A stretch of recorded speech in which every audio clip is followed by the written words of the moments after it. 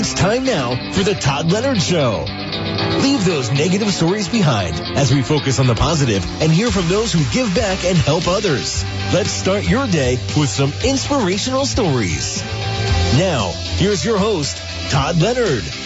Good morning, everyone. First of all, I want to wish everyone a happy 4th of July weekend. You know, I was reflecting on the 4th of July and Independence Day, July 4th. And really, as an American, I'm so proud and blessed to be born in the United States of America, in my humble opinion, the greatest country in the world. And every now and then, I don't think we realize the freedoms that we have. And, you know, we should all reflect this weekend while we're hanging out with our friends and family, the importance of freedom to do what you want to do and to really feel how fortunate we are as Americans. This weekend, we have really a wonderful lady. We did a little promotion on Facebook. We call Amalia Duarte a relentless volunteer, a woman that's been giving back for many years. And we're going to explore her journey of giving back, her roots, her parents from the Dominican Republic. We're going to talk about their impact on her life. We're going to talk about what lit the fire in her to decide to really be such a relentless volunteer. And also, we're not a political show, but she was recently a groundbreaker. She is now the chairperson of the Democratic Party here in Morris County. And we're going to talk about that as well. Amalia, good morning. Good morning, Todd, and thanks for having me on today, this 4th of July weekend. Happy 4th of July to everyone who's listening. Yeah, it's a terrific weekend, and like you as a first-generation American, I truly, deeply appreciate being in this country and all the freedoms that sometimes we take for granted in our country. You know, Amalia, when we were walking in today to the studio here, I saw your wonderful shirt. You know, yes. I was running like a lunatic like usual, getting ready. I told you before I do the Sunday show, I got to get a little workout and get the blood going. Yeah. And I have nothing, candidly. I'm so proud to be an American, but I don't think I have something like that to wear. But I love the shirt. So, Amalia, you know, this show is the journey of giving back. Mm-hmm. And I always like to explore. It's not a deposition. You get me nervous, Todd. Like, oh my God, I need my own counsel. No, but I mean, I always like to. I can't plead the fifth, can I? You can. I mean, here, United States of America, you can take the fifth. You can plead it. But no, I always want to understand where people came from, their roots. And in a little bit of the intro, we talked about, you know, your parents. I know that your dad is now in heaven, your mom, God bless her, still with us. But where were your parents from? Yeah, so just to start off there, my folks are from the Dominican Republic, which is the island of Hispaniola. It's half of the island, well, actually 2/3 of the island. The other part is Haiti. So they're both, you know, they're generations back, families are from there, although not to get into the ancestry story, but before that, Spain and apparently France and Italy, so it's an interesting mix. But anyway, they're from the DR, as everybody calls it. And my dad was a doctor back there, and my mom was very young when they first met. Actually, she was 18, and my dad was 27. That's a whole nother story. But he was a doctor. But it was at the time when the island was ruled by a real ruthless dictator. Trujillo was his name. And there were no personal freedoms like we have here. There was no democracy, obviously. And my dad made the decision after they got married, soon thereafter, that he wanted to come to the United States. He had friends who he'd gone to medical school with who had left and come to the U.S. You know, and this happens a lot of times where you have these exile communities that come to the U.S. seeking freedom. And so back in the 1950s, they did get married back on the island. The story of my parents is that they were apparently at a dance or a party, and that he spied my mother across the room, and that was it. Really? You know, the old love at first sight.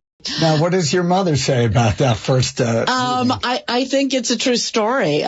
She's quite a pretty lady. You know, she's now, God bless, 85. She'll be 86 this summer, but she's a wonderful person, very vivacious, fun to be around. And so I believe the story. But anyway, the two of them met. They, you know, back in those days, you didn't waste any time. You got married pretty quickly.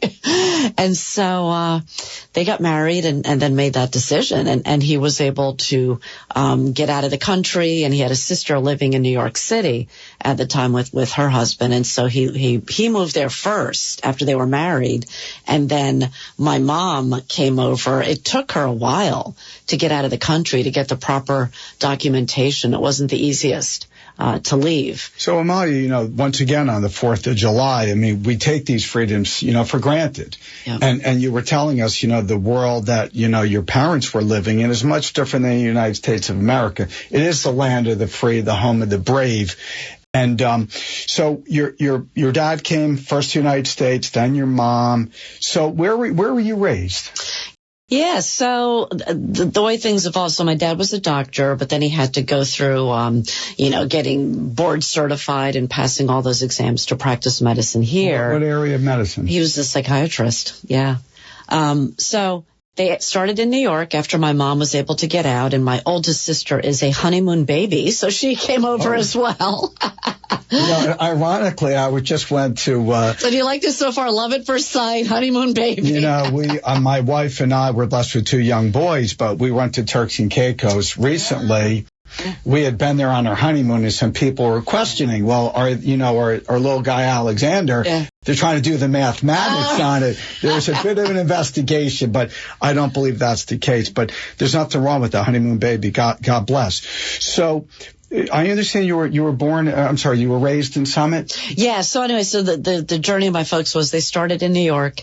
They went to the Wisconsin, of all places, in Milwaukee. My mom talks a lot about how she saw her first snowfall there. And imagine, this couple from the Caribbean all of a sudden in Wisconsin.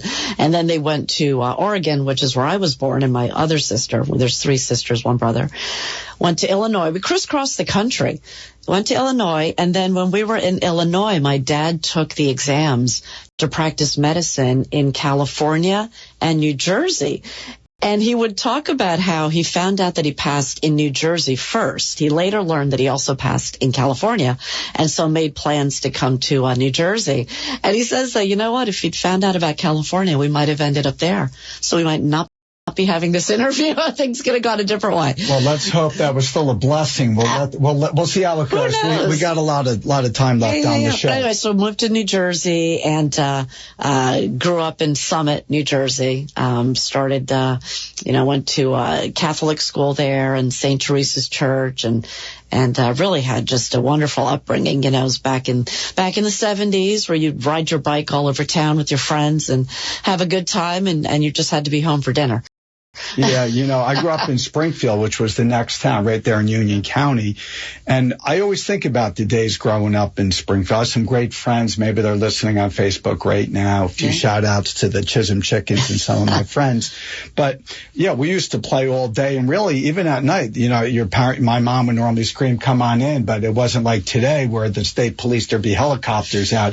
If your kids aren't in before it gets dark, the world, is a lot different than it was growing up. Yeah. Just the reality of it all.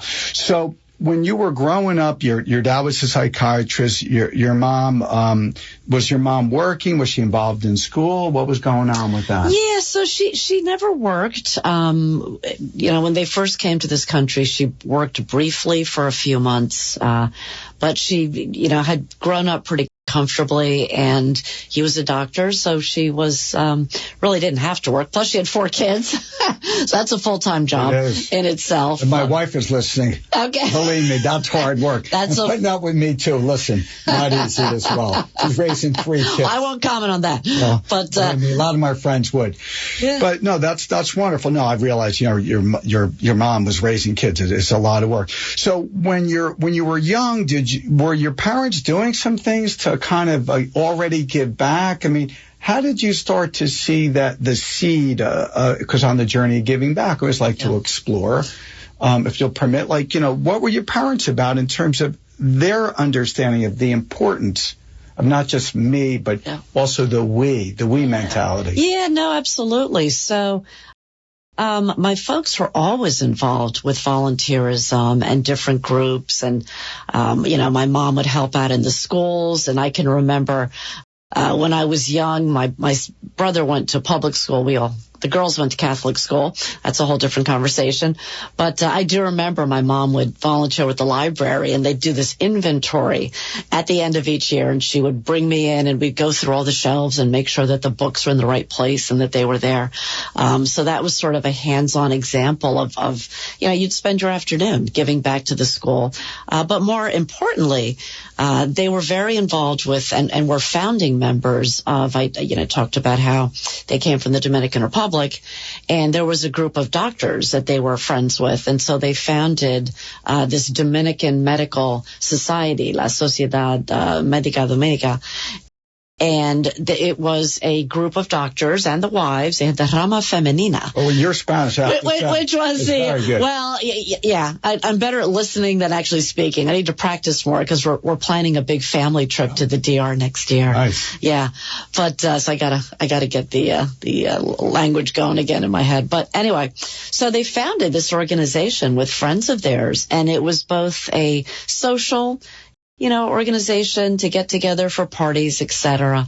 But it was also, they would do educational workshops and conferences and things like that. And my dad at one point was the president of that organization. My mom headed up the ladies auxiliary, the Rama Femenina. And that was a real example of how they, you have a lot of times people have ideas, but they aren't able to put it into action and make it a reality. And they had an idea, they worked with their friends, they collaborated, and it became something that continued for many, many years and that they were very deeply involved with. So that was an example. Then another example, and I played a lot of sports growing up, as did, the whole family. But I do remember my brother was on a baseball team, and my dad had them over for a practice one day, or after practice one day to the house, and I think they had a barbecue or something. But anyway, they're in the backyard, and I could hear them chanting because the team to beat was the Hurricanes, and I could hear them chanting, "We're going to beat the Hurricanes! We're going to beat the Hurricanes!" And so again, here's my dad. He's a physician and obviously a very busy man, but like so many people, he found time to give back, with my brother and coach sports, and he loved baseball. Was he a coach of the team? He was a coach. Wow. Yeah. I was thinking about my late dad. He was an extraordinary lawyer, but he was a wonderful, wonderful person. And one year, don't ask me how, but my dad was like one of the assistant coaches. And this is going back in like the early 70s. And my dad would be the only dad who would show up. He would have the 3-piece suit. He would have the watch fob.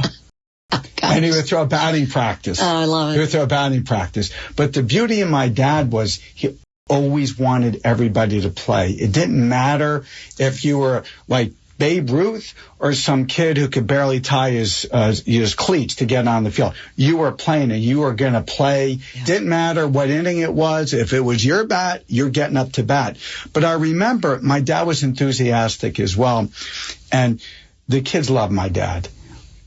Didn't matter if we won or lost. We would go to Dairy Queen on Route 22. So my dad was a big hit. So when you're talking about your dad and his enthusiasm, and there's no substitute, you can't phone that in. Absolutely not. Either you're in or you're out, but like you're blessed because you saw it firsthand, right? Yeah. So that made an impact on you because how many years ago? That was a while ago. Oh my gosh. This is probably 40 years ago. Yeah. So it made it, and this is something too where your parents set an example for you in life and you don't realize at the time, but kids do watch and it made an impact on you because we're talking about it, which you're talking about your dad, your late dad. I'm talking about my late dad because it impacted your life in a really a wonderful way.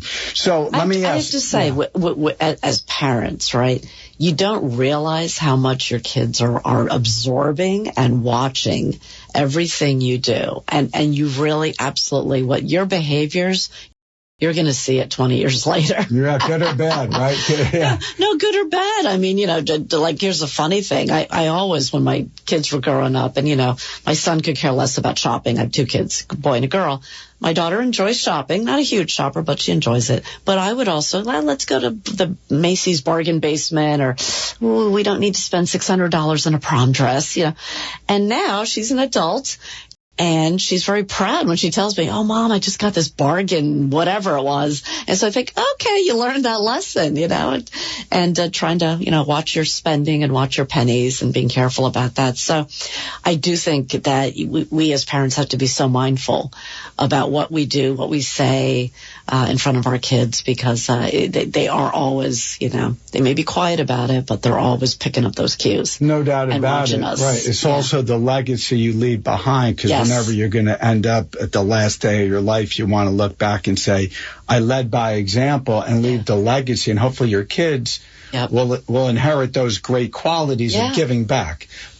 But we all know no one's perfect. You take the good, the bad, the ugly, whatever it might be.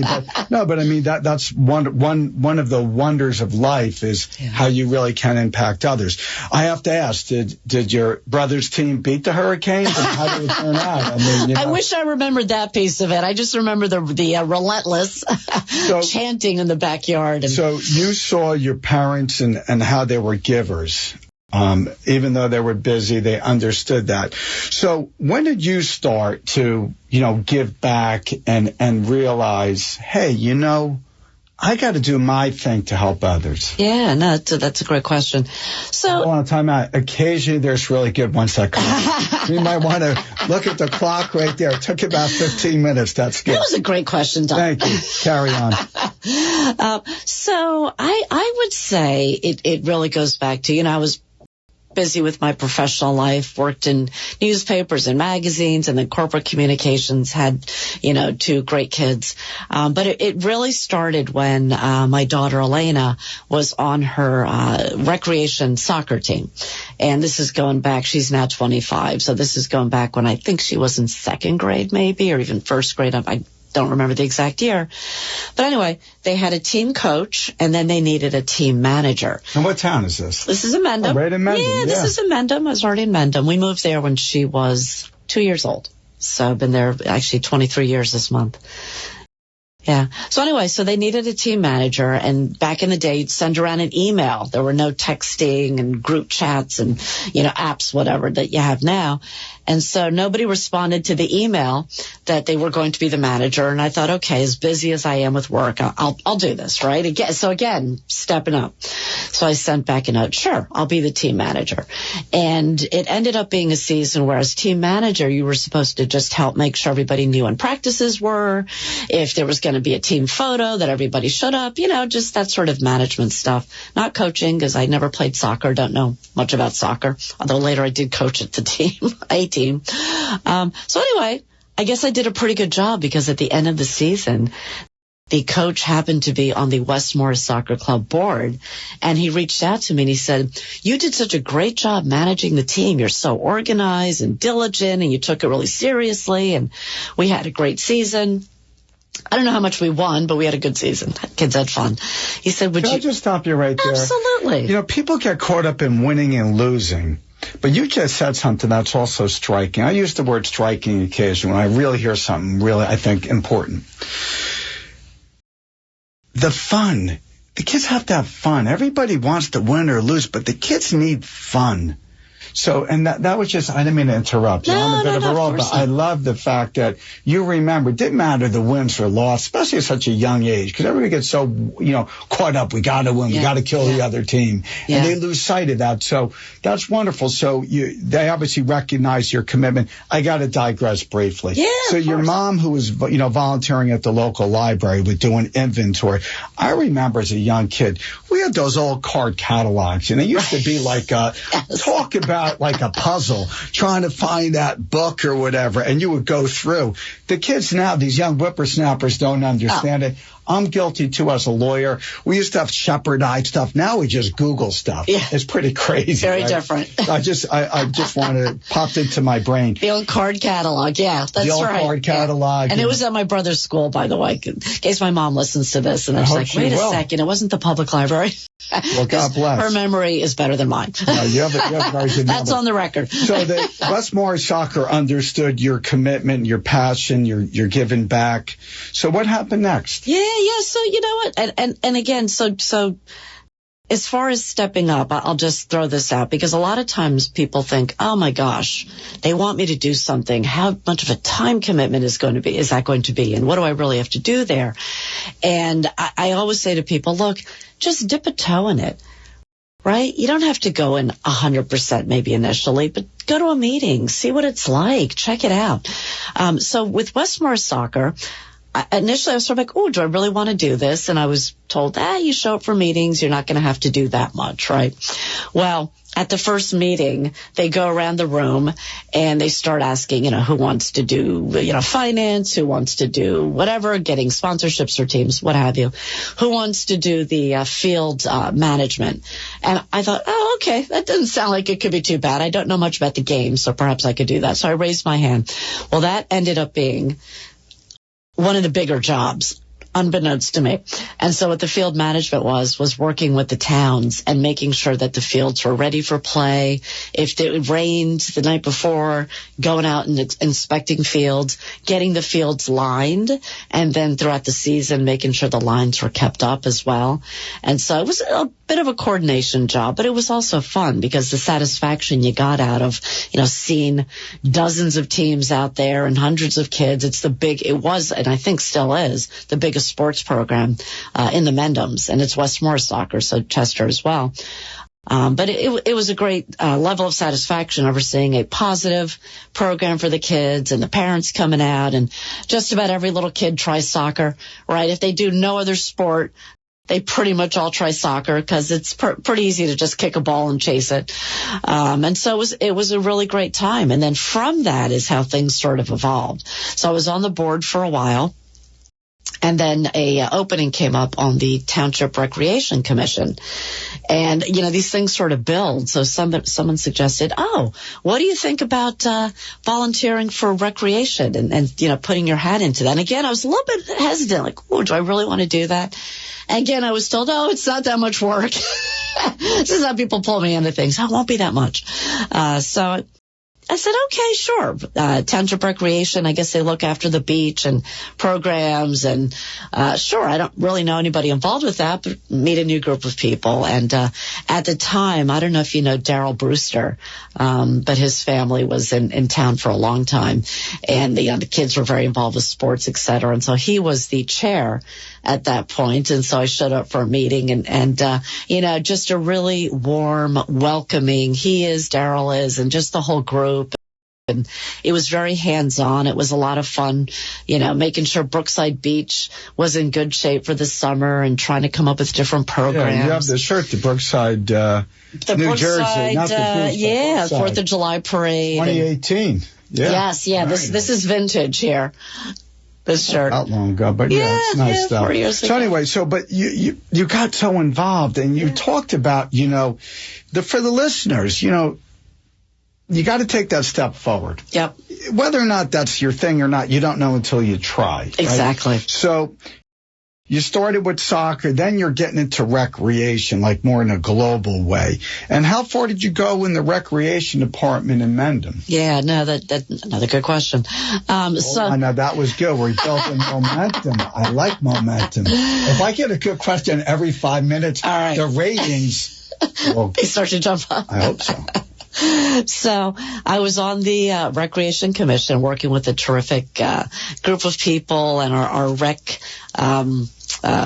coordinator at that time who worked for the town director was Jean Montemarano, who's wonderful. That's back when we started the Patriots race. I don't know if you've ever done that in town. I have to digress again because I was out at one of my friends' beautiful place, and another great friend of mine, Dave, was running at the 5K recently. Yes. And he was regaling me with his rigorous regimen building up to the race. Yeah. And I had to tell him how to break the news. I have to do this show here Sunday morning at 9 live, or I would love to come out, put a pair of sneakers on. Yes. That was he didn't believe me. He was, are you doing a show? I said, yeah, I'm doing a show, Dave. I mean, check it out. Yeah. But Did you run in the race? Yeah, so that's when so now I run in the race, but back then I organized, right? And so Gene Montemarano and one of our police officers, who is no longer in town, but they had this idea of a fundraiser having a 5K race, and I really knew nothing about. At that point, I was the chair of the Recreation Commission. Daryl had cycled off, and some other folks had cycled off of the commission, and so I was the chair, and Gene and the police officer and Claire Button, she and Jamie are still in town. They came up with this idea of let's organize a 5K race and it'll be a fundraiser. I had no idea how to manage it and how is this going to make money and are people going to show up? And so they convinced me, no, this is a great idea. So I said, okay, let's give it a whirl. And so we organized it, and the day of the race, about 200-300 people showed up to run it. We had a kids fun run. It was such a great event. We got sponsors. We made money. There was all this enthusiasm. So it did two things. It started a tradition that I should have worn my Patriots race shirt, actually. You could bring a few shirts next time. If we do this again. I hope so. But the tradition has continued. I think this year might have been the 13th or 14th year of it. So that's continued every year, and it's raised money for college scholarships, for Brookside Beach, for other recreation programs, and just been a home run from the beginning, not to mix the metaphors here. But it also kind of, the light bulb went off for me. I'd always played sports. I'd played in high school, basketball, softball, field hockey. I continued playing softball, in adult leagues, etc. But even though those sports involved running, I'd never personally done a 5K or a timed race. So I thought, this is amazing. This is so much fun. And from the first person to cross the finish line to the last person who, struggled to get through or even walked in, everyone's clapping and cheering. It was such a great feel-good vibe. I thought, I want to run a 5K. And so the borough, Mendham Borough, started the Harvest Hustle, which also still continues. And I trained for that race. And that was the first 5K that I did that year. And then I got very involved with doing 5K races. I was involved with which I'm no longer on the board of, but the Crohn's Colitis Foundation of New Jersey, and started running half marathons and fundraising for them. So half marathon, that's a big undertaking. Yeah, you don't just wake up and say, I think I'm going to do a half marathon today. You really do have to build up. Growing up, I used to watch the New York City Marathon, Boston Marathon. And it was the beauty of the fans, just like at the end of the race. I mean, there are people barely moving to get over the line. But I love the spirit, the never quit mentality. Yeah. To me, I mean, there's some runners out there. Oh, my God, like in Mendham, you have the Mendham Magic. They have these feeder programs. I mean, there's some kids that are extraordinarily gifted runners. But it's also just regular folks just getting it done. The commitment. Doesn't matter if you're doing, 100-yard dash, whatever. As long as you put your hat in the race and you're doing your thing. I didn't realize I'm going to have to ask my buddy who did compete recently. I hope you beat the guy. He's a little bit cocky. He's a little bit like, I'm guessing he beat me. He's like, Todd, if you show up, I got you. Now, I'm not I'm not really a runner, like in terms of doing like 5Ks, but when someone says I can't do it, I'm like, that motivates me. Yeah. But that's wonderful. So in terms of your role with the recreation department, you were like the commissioner, right? So I was chair. Yes, I was on the commission. I like saying the word commission. We sounds good. The commission, right? Yeah. Now, there were a few of us. Diane Tolley was another one. I'm very well. Buzzy Thomas, Claire Button, Megan Sager, Jane Ikeda, Ann Van Voorhees. We had a really great. I'm probably forgetting somebody, but we had a really great group of people. These are volunteers. All volunteers. In fact, I remember someone said to me, I was down at the beach one day doing something, and they said to me, do you work for the rec department? I said, no. I said, this is something I do because I love our community. Brookside Beach is a great asset. And I just, I do this of my own volunteerism. I will say one of the things I'm proudest of, going back to, I think it was around 2015, there was a push with our township committee to perhaps shut down Brookside Beach. And there were some questions about, is the beach making money? And so they asked the Recreation Commission to come in and present and talk about the beach. And I think we made a really strong case. I know we did, that even if the beach, which it now makes money, but even if it's just breaking even, or maybe it costs the town a little bit of money, it's such a great asset. It's a place for young families to go, and whatever your age is, but a lot of young families go there with the little kids, wade in the water, build a sandcastle. The teenagers, it's their first jobs for a lot of them, being a lifeguard there, working the concession stand. It's a great asset. And so even again, if you're losing a little money, it's given that intangible back to the town. And so we managed to keep it open. No, I've been there. It's beautiful. Yeah. So we're going to come back in 30 seconds with Amalia Duarte, and we're going to continue this journey of volunteerism. The Todd Leonard Show is sponsored by the Leonard Foundation, whose mission is to support the children and families who are battling pediatric cancer and those in need of food and assistance, women's shelters, and other important social services in the community. They also proudly support those fighting pancreatic cancer. They feel it's vitally important to help those in need in our amazing community when they need us the most. Please join them in extending a helping hand and go to leonardcharity.org and donate now. Together, we can touch many lives. Welcome back. We're here with Amalia Duarte, a relentless volunteer. And we were just talking about Brookside Beach and all the different volunteers that come together to make sure that kind of asset's available for everyone to enjoy. And as I was just saying right before the break, I've been there with our family. Yep. And it's a little gem. It's tucked away a little bit.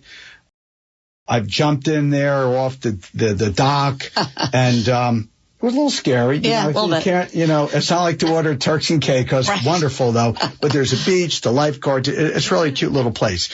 So we talked, about your volunteerism and basketball. Now I want to talk about little hoops. Sure. Now, were you involved also in giving back to basketball? Yes, that's another area I got involved with. So again, with my daughter, might have been the next year after that, she wanted to sign up for the recreation basketball. And so I had signed her up for the program, and then they couldn't find someone to run the clinic for the girls. So a friend of mine reached out to me, and her daughter also was interested in playing on the clinic, and she reached out to me and she said, "We can't find someone to run the girls' clinic. And if we don't find somebody, they're going to merge the girls with the boys." And she said, "And I know my daughter's not going to do it." And I said, "Yeah, probably my daughter's not going to do it." She goes, "Yeah, none of the girls are going to do it." What age is this? This is going back to, my memory's a little fuzzy. I want to say second, maybe third grade. Right. So right around that time when the kids are starting off with sports. And again, I think you need your own space. So the girls were going to need their space. The boys needed their space, right? I think at that stage, having, the separate leagues make sense. I don't know how they run things now, but that's how they did it back then. So she reached out to me and she goes, "Hey, would you be interested in running the girls' clinic? I know you played in high school," which I did. In fact, what position you play, Mom? I was a point guard. Look at you. Back in the day. I mean, I don't want to show off for the listeners, but I can dribble a ball and I can throw from downtown. I mean, I can make a little noise. Awesome. But I love the point guard. You're like the general out there. I'm sorry. No, that's okay. And I will tell you, my claim to fame is that my son, I went to Oaknall, which is a private school. Sure, in Summit. My sophomore year, the team that I was on, the varsity team at Oaknall, we won the state independent girls league championship, and we were the first team at Oaknall to win a state championship. Wow. So shout out to all my basketball teammates back in the day. Yeah. How would you characterize your game? Were you like scrappy? I mean, what was your game? You know what? I was defense was my. I was at the time very quick. Yeah. And I was able to sort of read where the pass was going and then grab it or knock it down. And crafty out there. Yeah. You're like a pest out there. Right, pretty much. Did the coach say, "You go after that ball like a lunatic"? I kind of just did. That's fun. No, last show I had Dave Popkin on, wonderful sportscaster for the Seton Hall basketball team. You know, the Pirates making some noise. Yeah. Shaheen Holloway is now back there. Is going, the new head coach, and he took the Peacocks really deep in the NCAA. So it was pretty remarkable run he had. But, we were talking a little bit about basketball. So I always love, whenever I can digress on the show about basketball, I have to take a liberty. It's my show. I can kind of go a little bit out there in left field. But, no, I love basketball. So but not to overstate my skills. So I played on a team with some great players, because if any of them watch this later and they say, wait a second. That's fine. Take a liberty. Liberty, 4th of July. There you go. It's a free country. Yeah. You can say what you want. There's always ramifications later, though. So, and we're going to get to that when talking about just, not that we're a political show, but talk a little bit about, speech and stuff like that. But, so, you did some coaching then, right? Yes. So anyway, I got pulled into that. I said, sure, I'll run the program, and we had a great time. We had a really good time. And then again, you get your name gets on that list of, ran the girls rec program. So the next year, do you want to be a coach? And so then I got into coaching recreation basketball with my daughter on the team, and we always just had a great time. That was one of the things I always wanted to emphasize, like I said earlier. Because when you look back on these programs, and even I mentioned like my high school team, of course I remember when we won that championship, but what I really remember is all the good times that we had. And I'm still friends with women that I played basketball with back in the day. So that's what I wanted to instill with the players. And my high point of the season was always when the kid who had the least skills, not the best dribbler, maybe never even handled a basketball, scored a point or made a great pass or just did something where you got excited, they got excited. And then the coolest part, you'd look across the gym and you'd see their mom and dad, the eyes wide open, like, wow, my daughter just scored. They couldn't even believe it. So I made it fun. I loved at the end of the season when, I'd get the thank you from the parents, or the beginning of the next season when I get a call from a parent, can you try to get my daughter on your team? And I'd say, well, I can't promise, but I will try. And I just kept it fun. We'd get to the gym, and I wouldn't start with, let's do drills, let's do plays. It was like, all right, 15 minutes, put on some music, just free shooting. Here's a bunch of basketballs, run around, get your energy out. Well, I got to use a little basketball. Yeah. I remember we did a little pre-interview. Yeah. The boom box. All right. You got it. So you got the little enthusiasm going. That's nice. Yes. Yeah. It's beautiful. I was coaching Special Olympics basketball for 20 plus years with Coach Lombardi, Sweet Lou Ferrari, so many, Tom Abezia, Bart. I mean, wonderful, wonderful people. And, I love what you touched on. When I started many years ago, I got caught up in winning and losing too much. I was just a little bit too involved in the X's and O's. Yeah. And then I realized, I'm like, this is Special Olympics hoops. Yeah. The light bulb took a while, but it went on. But I love the moment when the player with the most disabilities would somehow put herself in position, not really my great coaching, maybe a little bit of it, but I would say to everyone, you got to get this girl the ball. I don't care how you do it, she's getting the ball. But you know what the beauty of it was? The other team also recognized that. And that's Special Olympics sports. That's the beauty of sports. It's very pure with Special Olympics. And when that young lady made a basket, I remember this 20-some years ago, it gives me goosebumps, because I looked across, I saw her parents, and I saw the joy on their face, because she was being treated as an equal. That's the beauty of sport. That's the beauty of what you were doing. And I bet you, if you ask your players that you were blessed to coach, I bet you they remember the feeling you gave them of getting everybody involved.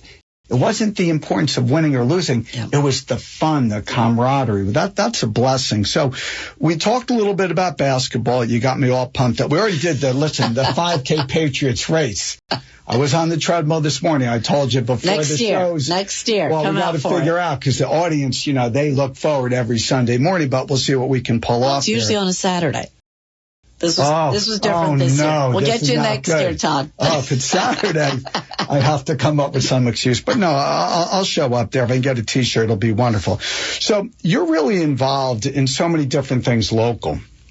In getting ready for the show, you got involved with this Mendham Stigma-Free Task Force on a very serious note. I know we're having a lot of fun talking about the different volunteerism things you've done, but I know this is really important to you, is the mental health and the issues. This is the real world we live in. Doesn't matter where we are. I mean, for the listeners like Mendham, New Jersey, like a lot of affluent communities, there's problems everywhere in the world. Doesn't matter where you are. I mean, there's some real problems. And sometimes everybody thinks they're in your ivory tower, but then you get clobbered and you realize you're like everyone else. Yeah. Everybody has the same kind of issues.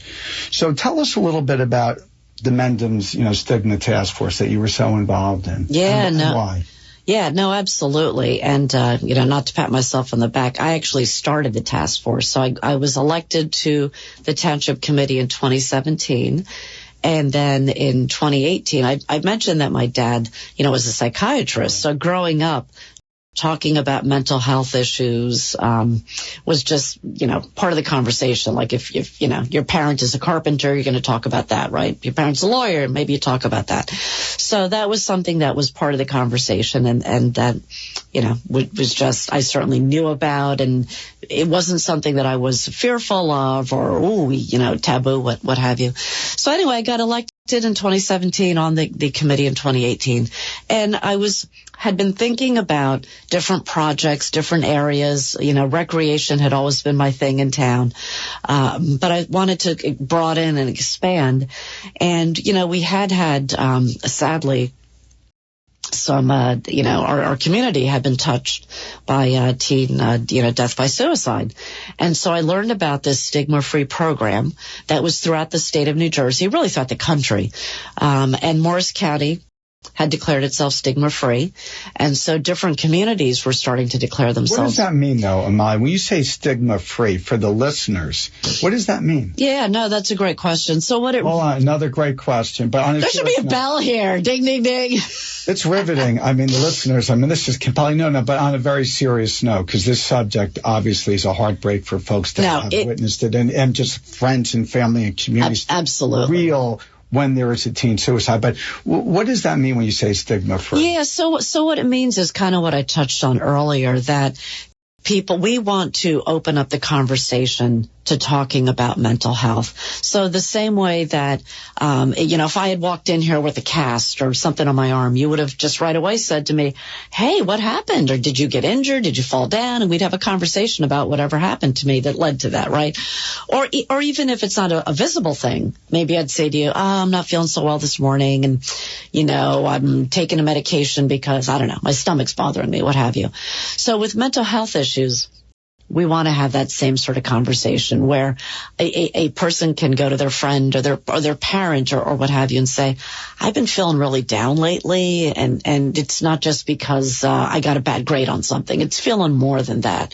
Or just opening up those conversations. You need to get help at points in your life. And one of the things happening with the pandemic is that the rates of anxiety, depression, suicidal ideation, which is people thinking about taking their own life, has just skyrocketed. And in my stigma-free task force, I'm like the only layperson. Everyone else is pretty much involved with mental health field or some other healthcare professional.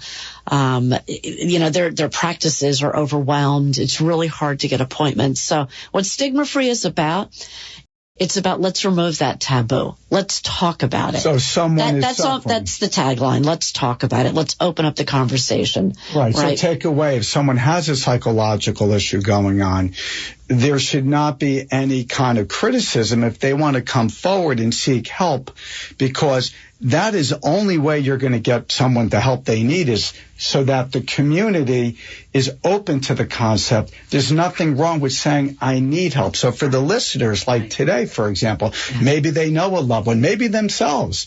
There's nothing wrong with coming out and say, look, I need help. Right. And the other thing, too, that the other really important message is ask. If you think someone's going through a crisis or they're exhibiting behaviors that are not in keeping with their usual, they're withdrawing from friends, they've decided they don't want to play sports or the violin or whatever they do anymore. If you notice things that are, as parents, I think you see those red flags. Ask your child. And there's this myth around, if I ask my child, are you feeling a certain way? Are you thinking about, harming yourself? That puts the idea in their head. It's a complete myth. And it's important to ask that question, because that might open up the valve, like, oh, yeah, actually, I am thinking about something, or I need help, and having that conversation with your young person. On our website, if you go to the Mendham Township website, we do have a whole stigma-free initiative page. We have a whole page with resources and phone numbers and websites that you can contact because it's so important. But going back to when we started, so I had this idea in my mind. Mendham Borough had actually already declared themselves stigma-free. So I got the town committee to pass a proclamation that we were stigma-free. And for some towns, that's all they do. And that's a great first step, but I really wanted to take it a step further. And so I reached out to the police, who both the township and borough were immediately on board with it. And I got some volunteers, and we started hosting workshops on, youth mental health issues and things like that. And so we kind of had the foundation laid, fortunately, that going into the beginning of 2020, when we did have some tragic teen deaths by suicide, one after another, that we were ready and we knew the resources. I got in touch with the Society for the Prevention of Teen Suicide, and they came up, and it was like an all hands on deck moment. We got the police, the schools, the houses of worship, all of us who were part of the task force. And I remember we literally got around a table at town hall, and the head of guidance came from Mendham High School, John McGoldrick, and we had a great conversation with the Society for Prevention of Teen Suicide, Susan Talone, about what do we do. And I said, we need to have a community conversation. So we need to get people together. This has really rocked our community. And so we, within weeks organized this workshop at our local little community center. And she came, and this amazing woman, Wendy Sefik, who she lost her son. I had them on the show. She is. Wendy and Steve. I lost her beloved son, TJ. Oh my gosh. She is amazing. Yeah. I know her better than her spouse, but she's fabulous. And the work that they've done in that issue has just been phenomenal. So they came, and Susan came. And the community club was packed. It was literally standing room only, probably had 150, 160 people there. And they talked us through the whole topic. And I felt like you could feel the temperature in the room go from high level of anxiety, parents so nervous and worried, and oh my gosh, what do we do? To everyone sort of like Zen moment, like feeling a sigh of relief and feeling, okay, we're going to get through this as a community. We're going to pull together. We're going to be stronger. We're learning, and we're going to be there for all of us and our kids. And we did get through it. I met you there because I live in town, Mendham Township, and you really hit it right on the whole community was reeling. Yeah. And beyond like a big eye opener, it wasn't just like these two tragedies back to back. These wonderful young kids took their lives, but the community pulled together, and it was an unusual feeling in there, because there was a lot of pain, but there was also the community, and that goes back to why I love people like you. You're bringing the communities together for fun, but in these tragedies also to help each other out, to lift each other up, because obviously everybody wanted to come together, share their emotions, and also figure out some solutions, right? Because that's important too. It's one thing to identify a problem. Right. It's another to step up and do it. So, God bless you and everybody that stands behind the stigma-free and raising awareness. It's a very, very important subject, and it, candidly, is 24 hours a day, 7 days a week. It never goes away, the problem. So absolutely. God bless you for that. I wanted to cover a few other areas. You come in contact with a lot of great young kids, and the different programs that you've seen firsthand with the kids and the kids giving back. I always believe the kids are wonderful. everybody, not everyone, some people bash the kids are all screwed up, but I don't believe that. I mean, there's some wonderful kids. Can you just share, some of the observations you make with the kids, the connections about the wonderful young kids in the community? Yeah. I'll say the cliche, the kids are all right. The kids are great. In Mendham, and not to get into politics, but I've observed young people really stepping up and wanting to get involved and wanting to make a difference, and wanting their voices heard. And we've seen that on some issues that have come up in the past few years. And I feel better when I see the young people who are saying, yeah, I want to make a difference. They start their own projects in town. For example, we had the Sharing Project, which were a couple of kids who, kind of that same timeline around beginning of 2020. They were getting their IB, they were in the IB program, International Baccalaureate, and had to do a project. And so they came up with the idea of growing vegetables for the food pantry. And it was going to be a limited project just for, while they were in school. These are young kids. These are high school kids. These are high Junior school kids. year. And the two kids, Matt Borenstein is Matt Goldrich, they got together. And again, right before COVID, they had this idea. Well, boom, COVID hits. And so what do? They get the project going. They start growing vegetables in different gardens. I know in Matt Borenstein's garden, they live in Drakewick, right in their backyard. They were growing vegetables, and the thing just took off. All these kids started helping them out, and other people in the community, the Rotary Club, started helping them, and they've grown thousands of pounds of vegetables donated to the Chester Mendham Food Pantry. It's now an actual nonprofit. I got involved with it because they came to me looking for a permanent home and asked me to be on the board. So, full disclosure, I'm on the board. What are you not on the board of, Amalia? Well, I mean, come on. I do cycle off of things. I used to be on the board for Crohn's Colitis, New Jersey. Now I'm a board member emeritus or something like that. But anyway, I helped them connect with a open field that we had in Mendham where they used to play baseball. Little League wasn't using it, and so that's now going to become their permanent home. So I use it as an example of young people who, they started something off. It was going to be limited, and now this is going into the next generation of kids at the high school who are involved, and they're even running a young gardeners program for little kids. How cool is that? So it's a great program, and I see that in our community and other communities as well.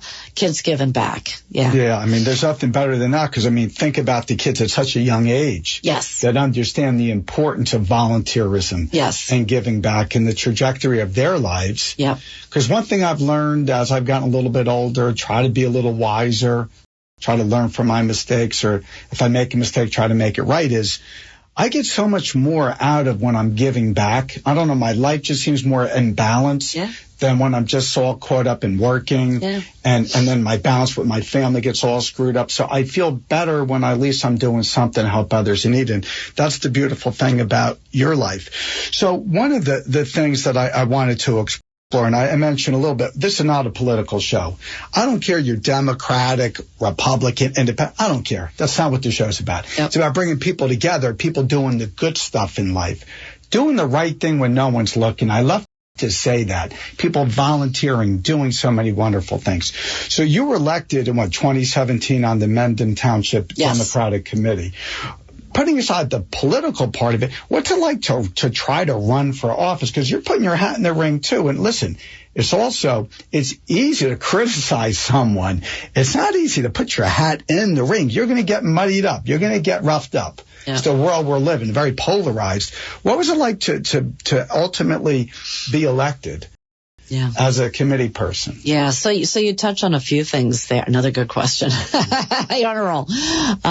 But actually, so it's the Mendham Township Committee. It's not the Democratic Committee, because we're 4-1 Republican Democrat, but with myself being the only Democrat. So that's I give folks credit who decide to run for public office, because you really are putting yourself out there in your community. You're opening yourself up to criticism, to, people posting on Facebook bad things about you or criticizing you.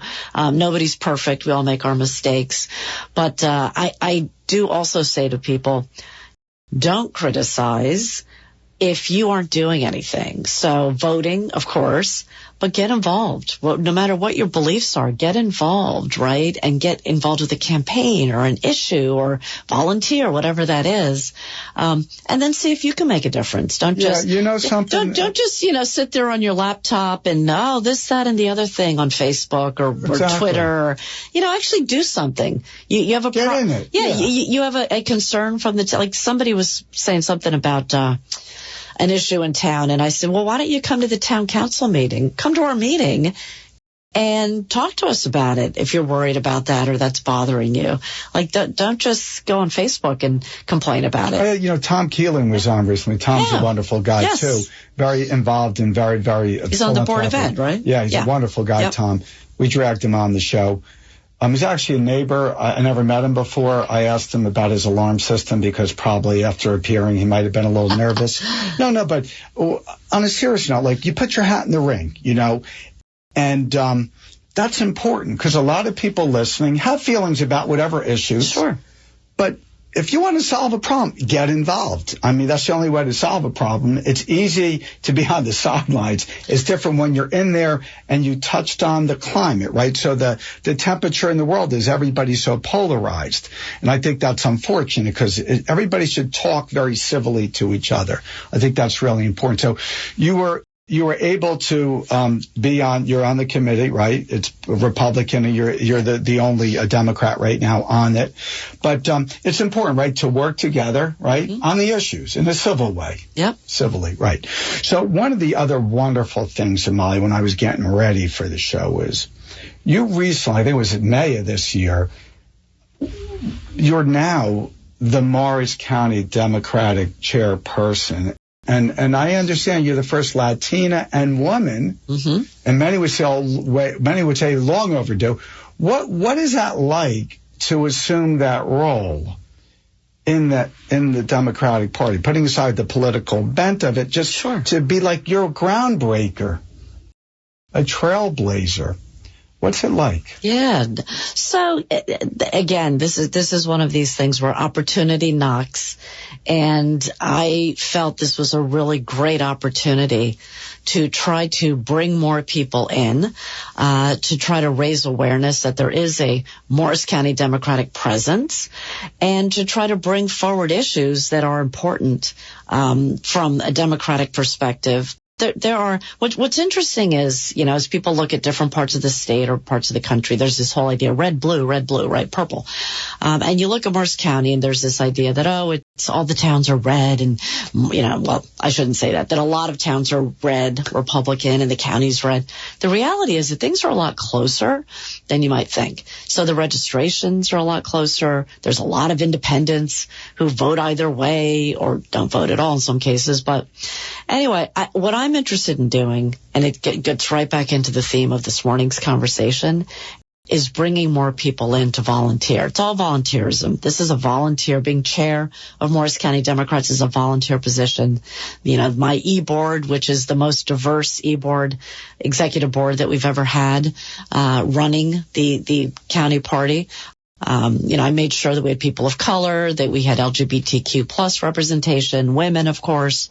And so it's very diverse, the group of us. I even have a high school student who's part of the board because, I want to get that youth voice out there as well. So for me, it's a chance to bring more people in, raise awareness of different issues around the environment and women's rights and a lot of that. And I know we're not going to get political, so I'll leave it at that.